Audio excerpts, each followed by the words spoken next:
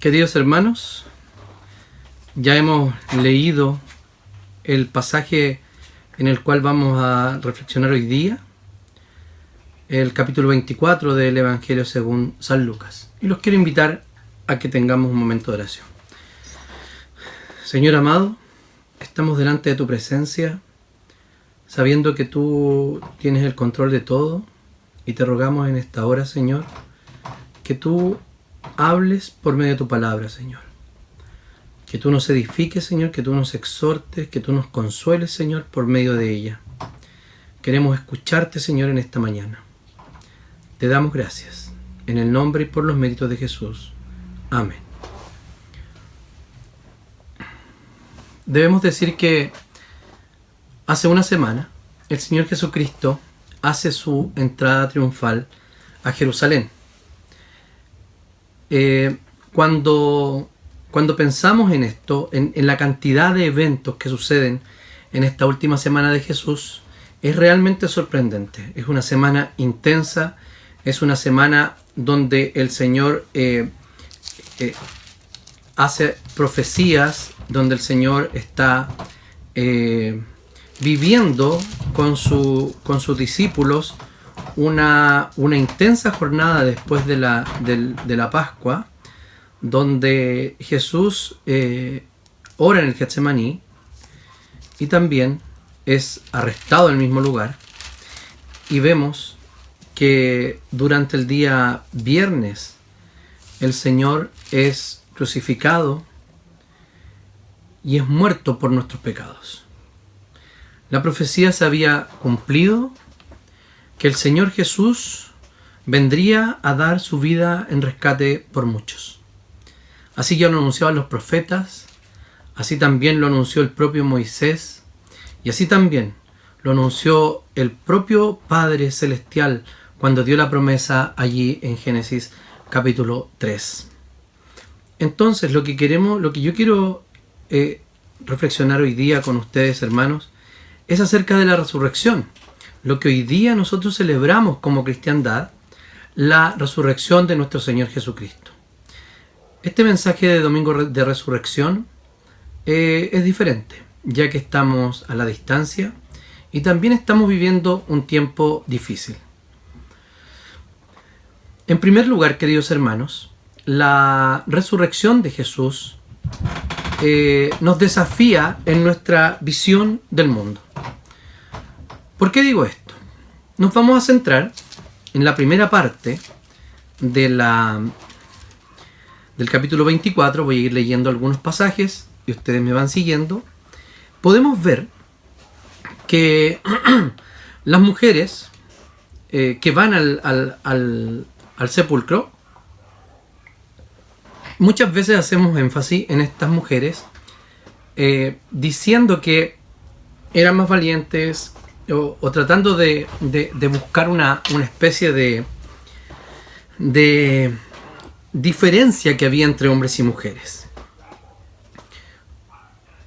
En este caso, lo que podemos ver es que ciertamente las mujeres, no por ser más valientes, sino porque también era un rol que ellas cumplían, ellas se levantaron muy temprano. La Escritura dice muy temprano, de madrugada. Eso quiere decir que todavía no sale el sol. Y ellas llevaban especias aromáticas que habían preparado.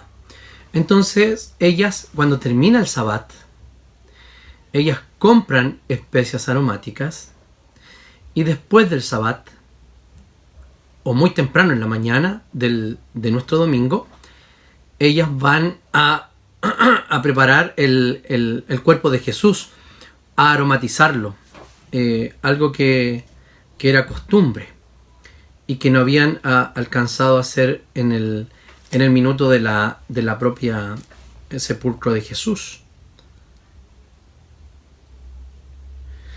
Dice el Evangelio de Lucas, dice en el 23:53, después de bajarlo de la cruz, envolvió el cuerpo en una sábana y lo puso en un sepulcro abierto en una peña en donde aún no se había sepultado nadie. Entonces tenemos acá una vida normal. Las mujeres esperaban seguir en la rutina. Ellas fueron prepararon el cuerpo, compraron las especias, como dije, fueron a aromatizar el cuerpo. Y dice que no se encontraron con la escena que esperaban.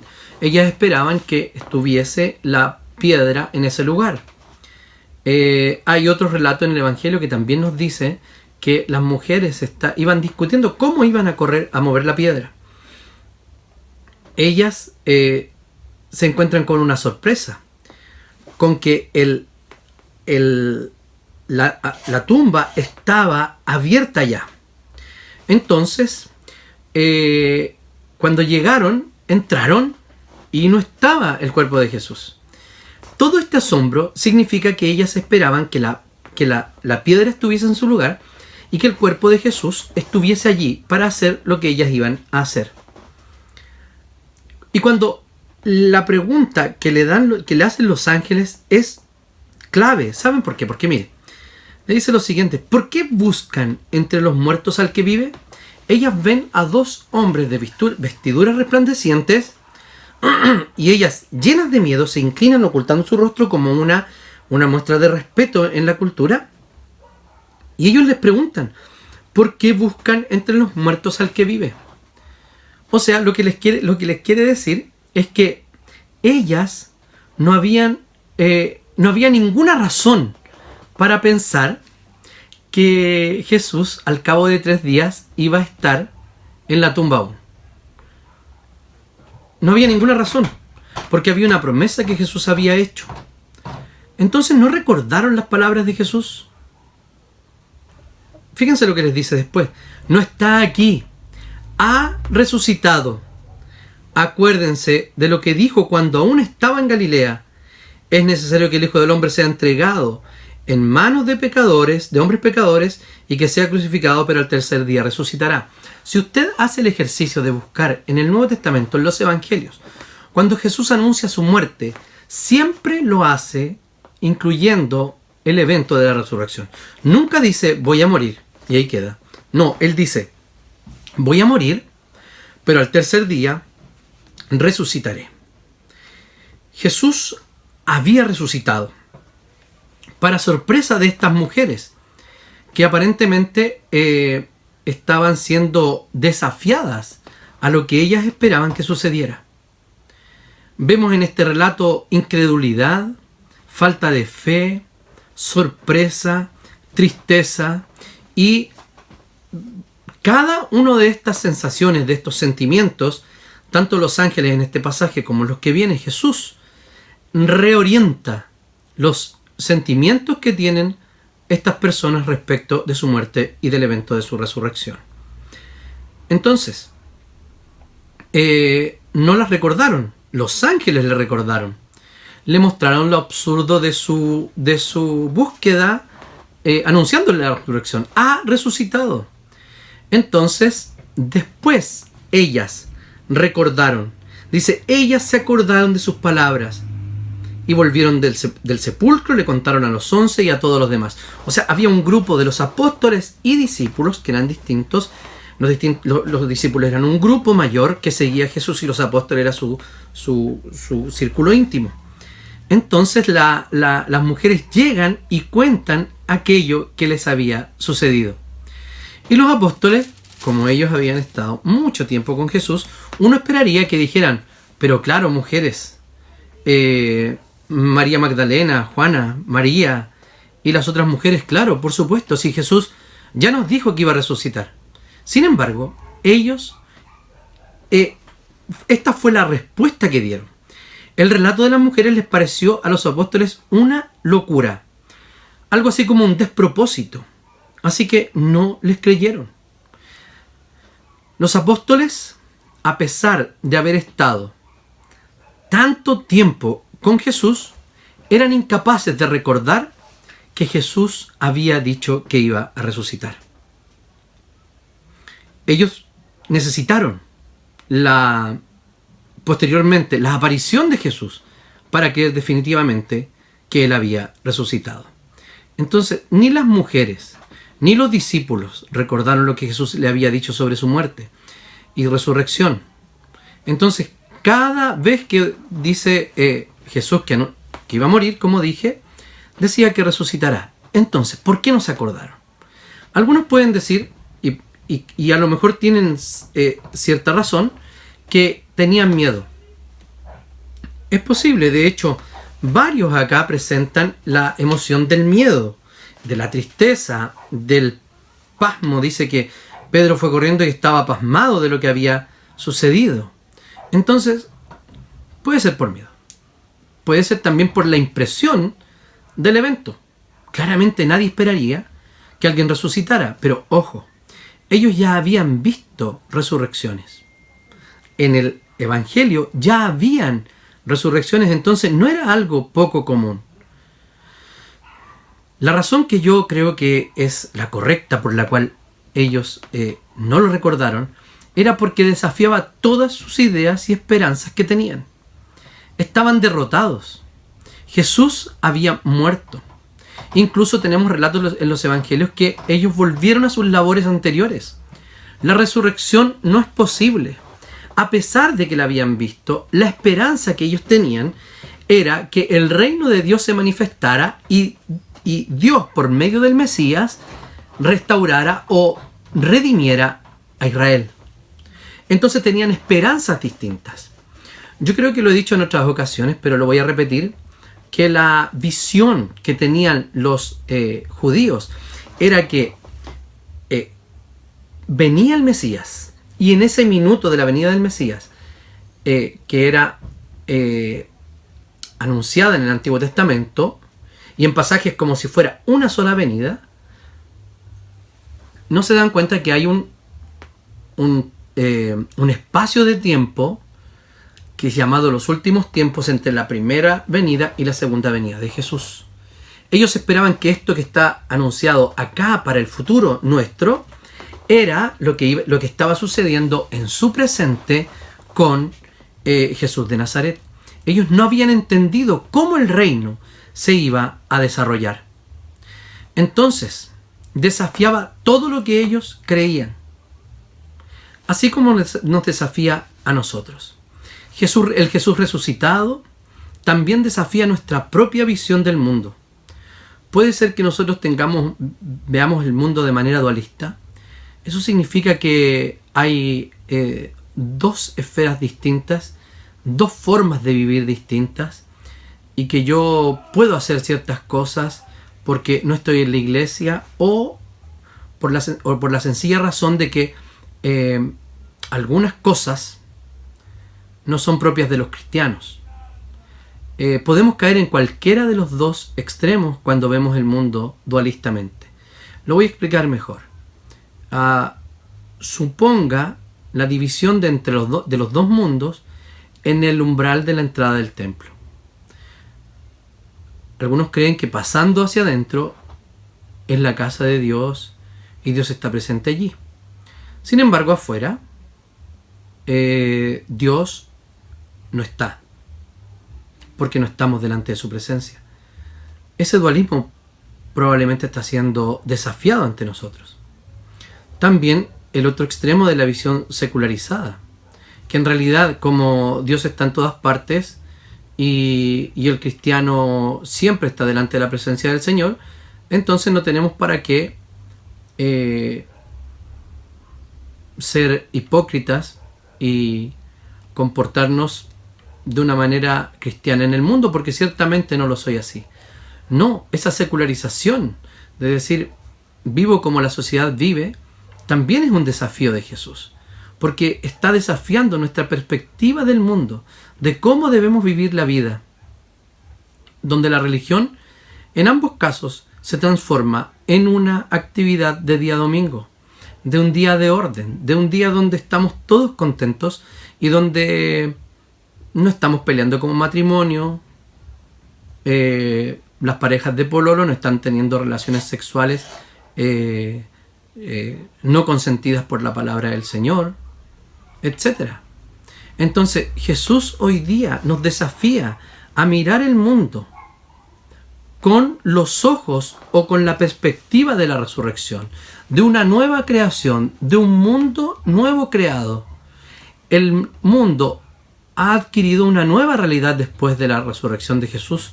Pasaron muchas cosas cuando Jesús muere y resucita. El mundo, no es que Chile haya cambiado hace un poco. El mundo cambió una vez que Jesús resucitó de entre los muertos.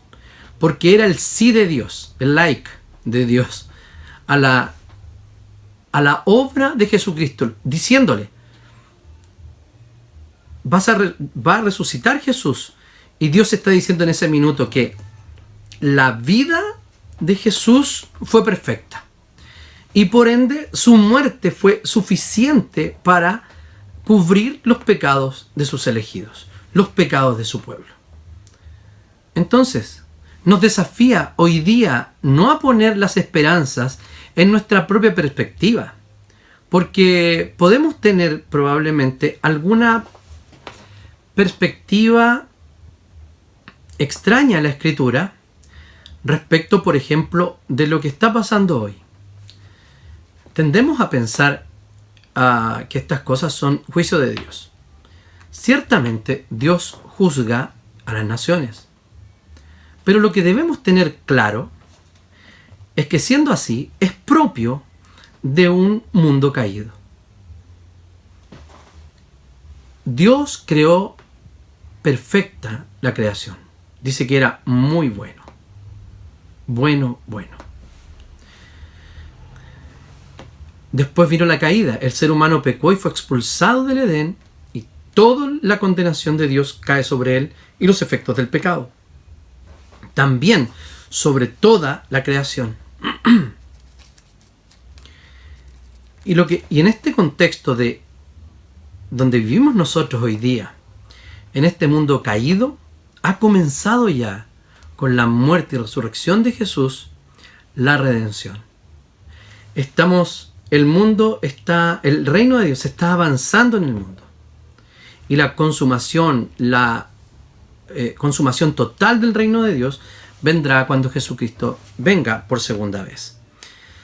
Entonces, ¿cómo vamos a vivir entonces? ¿Como si Dios no existiera? ¿Dónde vamos a poner nuestra esperanza? ¿Como si Jesucristo no estuviera reinando? ¿Quién es realmente el rey del universo para usted? ¿Quién realmente domina la historia? ¿Acaso es el azar? ¿O son la cantidad de millones de comportamientos erráticos de los seres humanos los que sostienen esta creación, incluso esta sociedad? Déjeme decirle que si dependiera de nosotros y por la cantidad de mal que hay en el ser humano, ya no existiríamos como estamos existiendo como sociedad. El Señor guía la historia según un plan que ha hecho con su sabiduría eterna, y también lo hizo en la eternidad pasada. No es un plan de emergencia, como los países hoy día están haciendo. Planes de emergencia, no. Dios tiene todo bajo su control. Entonces, vivamos así, queridos hermanos, como si Dios existiera, no como si Dios no existiera, como si Jesús estuviera sentado al lado del trono de Dios, gobernando. Vivamos como que estamos cara a cara con Dios día tras día, porque ciertamente es así. Vivamos con la confianza en su promesa, que Él estará con nosotros hasta el fin del mundo. ¿O creemos que Él no va a cumplir? Tal como los discípulos creían que eso de la resurrección realmente no es posible. Lo que realmente era es que no creían, no le creyeron a Jesús. Entonces, queridos hermanos, eso de que Jesús dijo, estaré con ustedes hasta el fin del mundo, no era una forma linda de motivar a sus apóstoles para que cumplieran la misión, sino que era una promesa real. Léalo allí en los últimos capítulos, en el último capítulo y los últimos versículos del Evangelio de Mateo. Estaré con ustedes hasta el fin del mundo. El Señor no nos dejará, dice, como dice Hebreos, ni nos desamparará. Estaremos siempre cuidados por el Señor. En segundo lugar, la resurrección revela también quiénes somos. Ahora vamos a poner atención en la siguiente sección, que es del 13 al 35. Estos dos discípulos. Hay dos discípulos anónimos que hasta un momento más adelante en el relato se da su nombre de uno de ellos. Algunos creen que el otro era Lucas. No tenemos ningún respaldo, pero para decir eso, respaldo de tipo documental. Pero también podría ser una de las explicaciones. Entonces, en el mismo día, dice Lucas, ese mismo día, dos iban camino a Emaús. Fíjense que es la misma actitud de las mujeres. Ellos van el domingo a unos 12 kilómetros, dice que son 60 estadios, 10 o 12 kilómetros por ahí, van caminando hacia Emaús y lo que hacen es ir a seguir su vida. Van caminando. E iban discutiendo y hablando de todo lo que había sucedido. O sea, era prácticamente algo anecdótico, algo que había pasado y que había sido terrible y que estaban muy tristes por ello, pero hasta ahí llegaba, hasta la muerte. Jesús murió. Ellos estaban comentando, discutiendo. Como dije al principio, había sido una semana intensa y triste. Se les apareció Jesús y no lo reconocen. Dice Lucas en su relato que parecían tener los ojos vendados. O sea, era evidente que era Jesús, pero no lo reconocían, porque no esperaban verlo. No esperaban que apareciera. No esperaban que Jesús resucitara. Entonces, cuando Jesús los interroga y les dice, bueno, ¿qué está pasando? Y ellos dicen, bueno, tú eres el único forastero que no sabe qué pasó en Jerusalén esta semana, este fin de semana. Y Cleofas hace la siguiente afirmación. Jesús le preguntó, ¿qué cosas? Y ellos le dijeron, las referentes a Jesús el Nazareno, que fue un profeta. Estoy leyendo la Biblia de las Américas. Todas dicen que era un profeta. Y esto le ponen que fue un profeta. O sea, ellos ya estaban entregados. Dijeron, ya fue. Jesús ya murió. Que fue un profeta poderoso en obra y en palabra delante de Dios y de todo el pueblo. Fue un profeta, ojo. Es curioso. Pedro ya había dicho y estaba reconocido por los discípulos que él era el Cristo, el Hijo del Dios viviente, el Mesías prometido. Sin embargo, ellos lo describen como un profeta. Y luego le siguen relatando, y dice, como los principales sacerdotes y nuestros gobernantes lo entregaron a sentencia de muerte y lo crucificaron. Pero nosotros esperábamos que él era el que iba a redimir a Israel. Además de todo esto, este es el tercer día que estas cosas acontecieron. Es muy interesante la idea escatológica que tienen estos dos discípulos. Dice que nosotros esperábamos que él fuera el redentor, que él viniera a redimir a Israel. ¿Qué quiere decir esto? Redimir es liberar por medio de un pago. Entonces no les cabía en la cabeza cuál era el precio de ese pago. Para ellos era inentendible el pago. ¿Por qué razón? John Stott, creo que en la cruz de Cristo lo define de esta manera. Era Dios entregándose Él para salvarnos de Él mismo. ¿Qué quiere decir con esto? Es que no le estaba pagando un precio a absolutamente nadie. El Dios Trino se estaba pagando un precio a sí mismo por la muerte de nuestros pecados. Era la peor sentencia, la peor muerte. Pero no estamos hablando de la muerte física, ya que cuando celebrábamos el jueves recién pasado, hacíamos referencia a esto, el Señor le dice, precisamente en el día viernes de la crucifixión, les dice, Eloi, Eloi, lama sabactani. Dios mío, ¿por qué me has abandonado? Lo que pasa allí es que Jesús sufre la muerte por el pecado, pero no es la muerte física. Incluía todas las muertes, o sea, la muerte física y la muerte segunda. Eso quiere decir la separación de Dios, el sentirse abandonado por Dios. El Señor, Dios Padre, le dio al Hijo un bocado de qué significa la muerte eterna. Porque si no hubiese pagado realmente la cuenta. Sucede como si fuera un juez que está juzgando a su propio amigo. Entonces ese juez se dan cuenta de que se conocen, este delincuente que llega al juicio y el juez habían sido amigos cuando pequeños. Entonces dice, bueno, está Juanito allá, la sentencia va a ser muy blanda, así que voy tranquilo. Y el juez reconoce a Pedrito allí como delincuente y le da la peor condena que podía darle para su delito. Y queda muy sorprendido Pedrito de la falta de amistad de Juanito. Sin embargo, baja de su estrado el juez y le dice, pero tranquilo, yo voy a tomar tu lugar. La paga del pecado es muerte. El precio, el sueldo del pecado es muerte. Y Jesús la vivió. ¿Para qué? Para continuar lo que dice Romanos. Pero la dádiva de Dios es vida eterna en Cristo Jesús, Señor nuestro. Pago versus regalo. El Señor murió y sufrió lo que nosotros debíamos sufrir para que nosotros fuéramos salvados.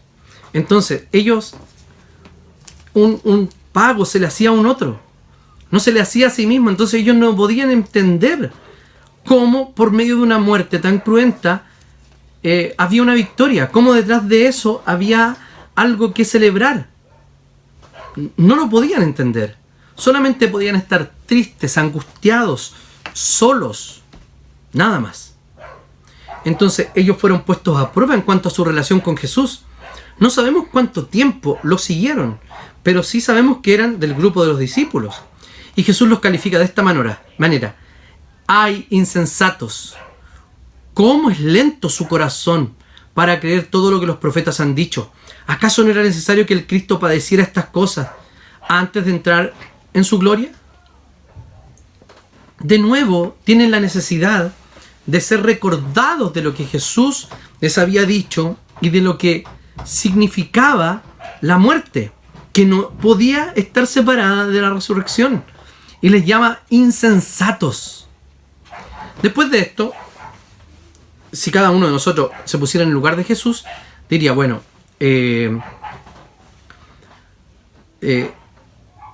¿saben qué? Ustedes son torpes, insensatos, no entienden nada, así que me voy. No, lo que Jesús dijo después de llamarles insensatos, dice que y partiendo de Moisés y siguiendo por todos los profetas, comenzó a explicarles todos los pasajes de las Escrituras que hablaban de él. Entonces, Jesús muestra su misericordia ante estos ignorantes discípulos, ante estos insensatos discípulos, que supuestamente tenían mucha sensatez, porque era sensato pensar que no resucitaba a nadie y que Jesús no podía resucitar. Era aparentemente sensato que ¿cómo es esta forma de pagarse a uno mismo, de morir? ¿Y cómo es el pago? ¿Y cuál es el precio? Ellos no habían entendido absolutamente nada.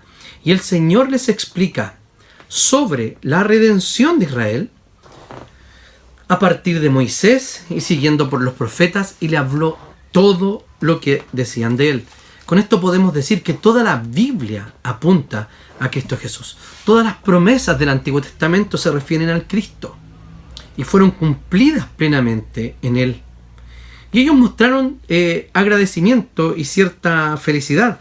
Fíjense que les dice, pero quédate con nosotros. No te vayas. Y les siguió hablando. Y toda la noche ellos no podían reconocer que era Jesús. Que estaban sentados a la mesa, dice, tomó pan, lo bendijo, luego lo partió y se los dio a ellos. Aquí no hay una referencia a la Santa Cena, porque estos dos discípulos no estaban, entonces no les traía ningún recuerdo, no tenían que recordar algo acá. Es simplemente una costumbre judía, que cuando se comenzaba una reflexión, se partía el pan y se compartía, y era parte de un ritual, de un rito, de una costumbre. Entonces dice que en ese momento se les abrieron los ojos y lo reconocieron. E inmediatamente el Señor desaparece de su vista. Y ahí se decían unos a otros, algo yo veía. ¿Acaso no ardía nuestro corazón mientras nos hablaba en el camino y nos explicaba las Escrituras, y ellos respondieron en fidelidad y en obediencia, y se levantaron y volvieron a Jerusalén, se encontraron con los 12 y con todos los que estaban con ellos, incluidas las mujeres, y le decían lo siguiente: en verdad el Señor ha resucitado, y se le apareció a Simón. Los dos, por su parte, les contaron lo que les había sucedido en el camino y cómo lo habían reconocido al partir el pan. Entonces, aquí en este pasaje, Jesús nos dice realmente quiénes somos. Somos pecadores, sin esperanza, que no entendemos nuestra condición, que no sabemos cómo el Señor nos redime. Sin embargo, por su infinita misericordia y condescendencia, se nos revela. Jesús vino y se nos mostró. Y se nos mostró primero viniendo como un Cordero Santo que iba camino al matadero. En este caso, se presenta como el resucitado. Jesús volviendo a la vida con un cuerpo de carne y hueso, glorificado, como el que nos compartirá y nos dará en el día final a cada uno de los creyentes, a toda su iglesia. Somos pecadores sin esperanza. El Señor se nos revela por misericordia. Un día también apareció especialmente y de manera particular en la vida de cada uno de nosotros. Entonces después debemos actuar en concordancia con la información que hemos recibido. Porque el Evangelio no es mera información. No es que sí, yo sé que Jesús murió por mí, que yo soy pecador, que Jesús murió por mí y que Él resucitó y está sentado a la diestra de Dios y que por segunda vez vendrá. El Evangelio no es información. El Evangelio es una noticia, es una tremenda noticia. Y ellos no hallaban la hora, se pararon inmediatamente a contarle a quien les correspondía, que eran a los apóstoles, lo que había pasado. Esa es nuestra reacción al sentirnos bendecidos por la misericordia de Cristo y por revelarse a nuestra vida y por enseñarnos quién es Él.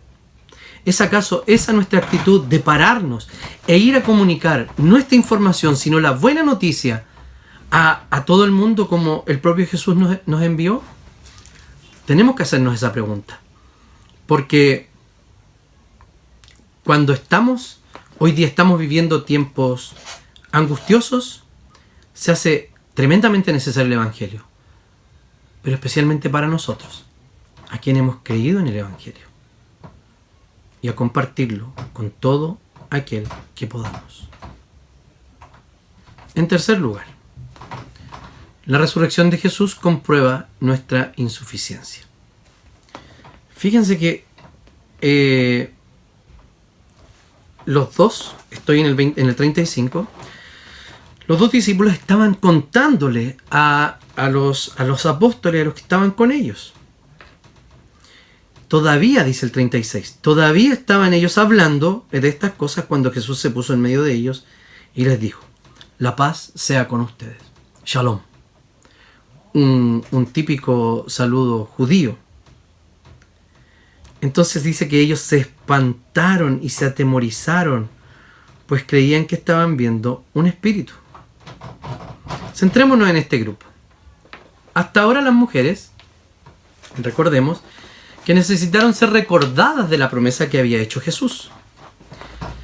También estos dos propios discípulos, Cleofas y su compañero, tuvieron que ser recordados de lo que había dicho Jesús y además de lo que decían todo el Antiguo Testamento acerca de él. Y ahora vamos al grupo de los apóstoles. Entran en escena ellos. Y fíjense que uno, al mirar el relato, todavía no le creían a los dos discípulos. O sea, le habían creído. ¿A quién? Las mujeres habían creído, los del camino habían creído, y ambos habían ido a contarle a los discípulos. Sin embargo, los apóstoles todavía no creían. Entonces, a ambos grupos los apóstoles no le creen.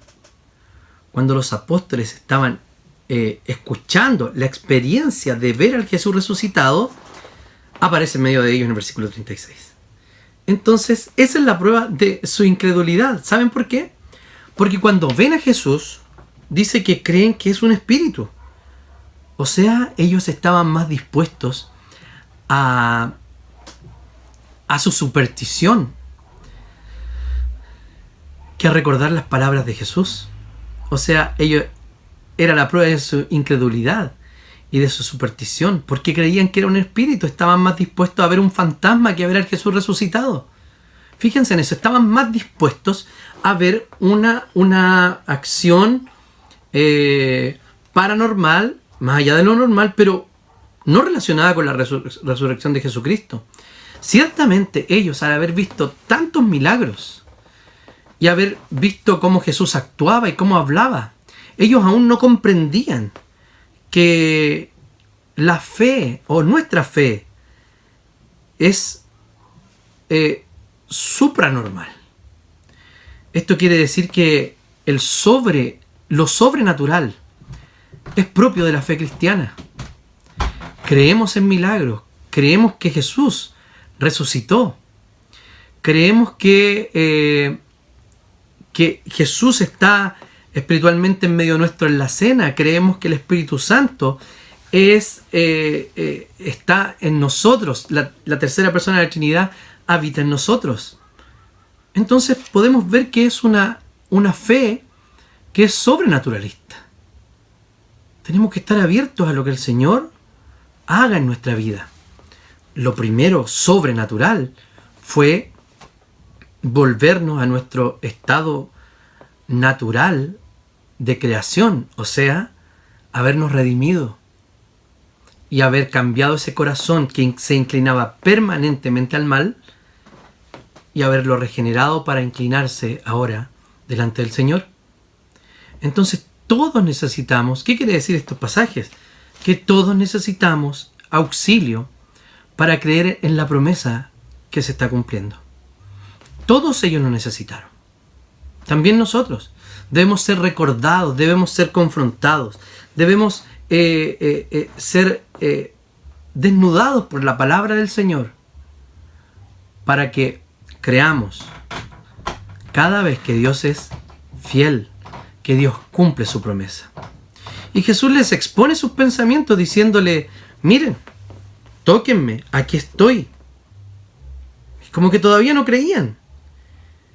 Dice, ¿tienen algo de comer? Al final del 41 le dieron un pescado asado y se lo comió. Entonces, después de todas esas pruebas, Jesús les dice lo siguiente, en el 44.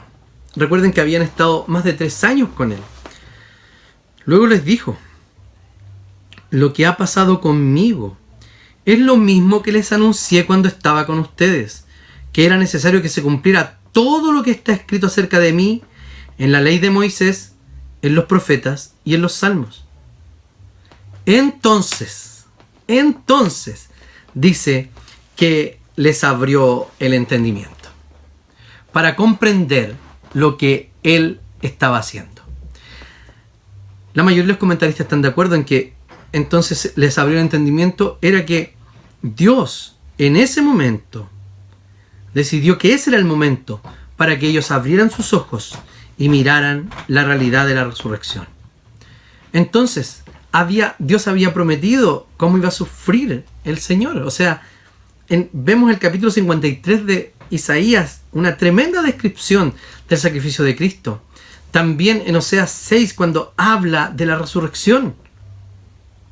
Entonces, ellos necesitaban ser expuestos ante su naturalismo, ante su falta de fe y ante su falta de memoria de que el Señor estaba cumpliendo lo que Él ya les había dicho y lo que Él les había prometido. Entonces ahora pasa a darles su misión. Y les dice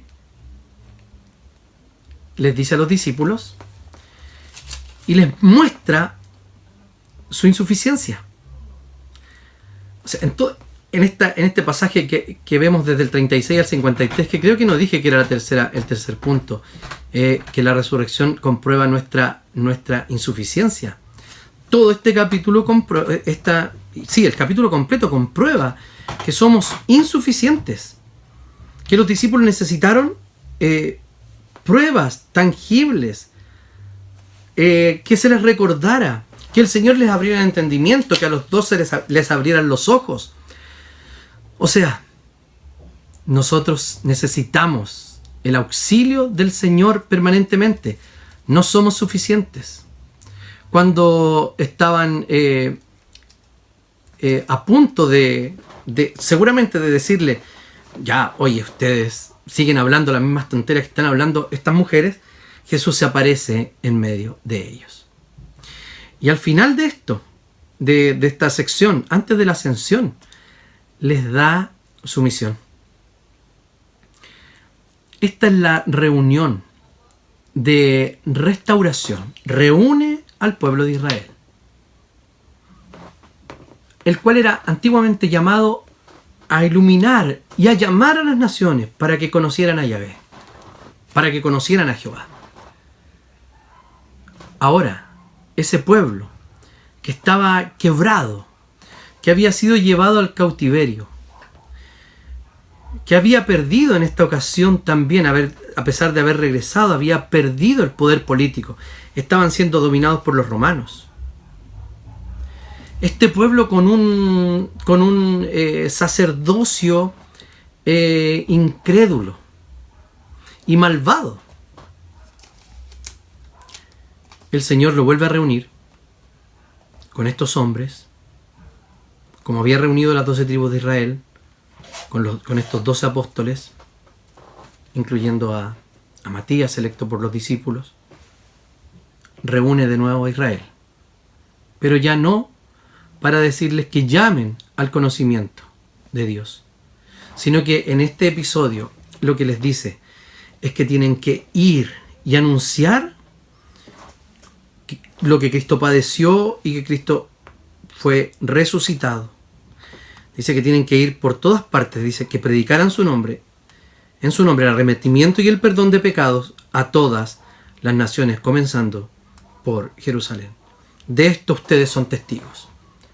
Lucas después, en su segundo libro, en el Hechos, va a conectar esta última parte de la ascensión, que tiene aquí muy breve, con un pasaje más largo de la explicación. Allí les dice que, aquí también les dice, que ustedes son testigos. ¿Qué significa esto? La palabra testigo llegó a convertirse, mártir en griego, llegó a convertirse o a significar aquel que muere por un testimonio que da. A todos nos llama testigos. Hay algunos testigos que son fieles y otros que son infieles. Pero no hay unos que son testigos y otros que no lo son. Todo el cuerpo de Cristo es testigo para predicar el Evangelio. Y luego les dice que les va a enviar para hacer esto, para construir el nuevo Israel. Dice que va a mandar la promesa de mi Padre, el Espíritu Santo. Quédense en Jerusalén para que reciban el poder. Entonces, ¿cuál es nuestra insuficiencia? Que nosotros no podemos unirnos a la misión de Dios si no somos respaldados por el poder del Espíritu Santo.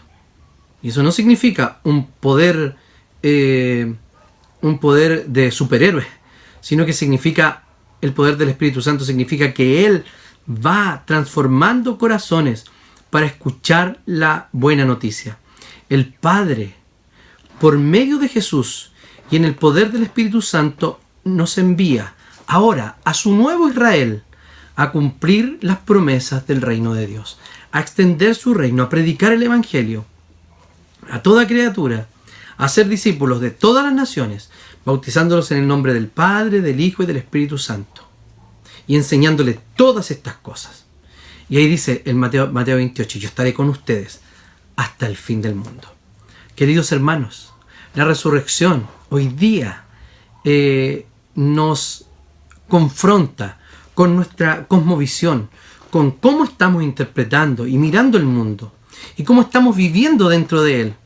Pregúntese, ¿es mi visión del mundo la de un cosmos gobernado por Jesucristo? ¿Creación de Dios? ¿Gobernado por Jesús? ¿Por este Jesús resucitado?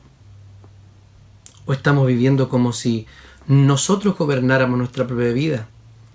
¿O poner la esperanza en las vacunas que van a inventar para el COVID-19?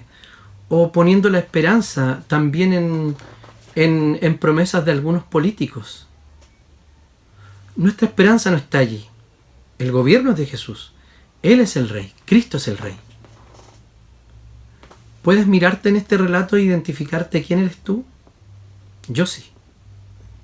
Yo puedo mirar este relato y me veo reflejado en las mujeres que van al sepulcro cumpliendo una responsabilidad que tenían que hacer.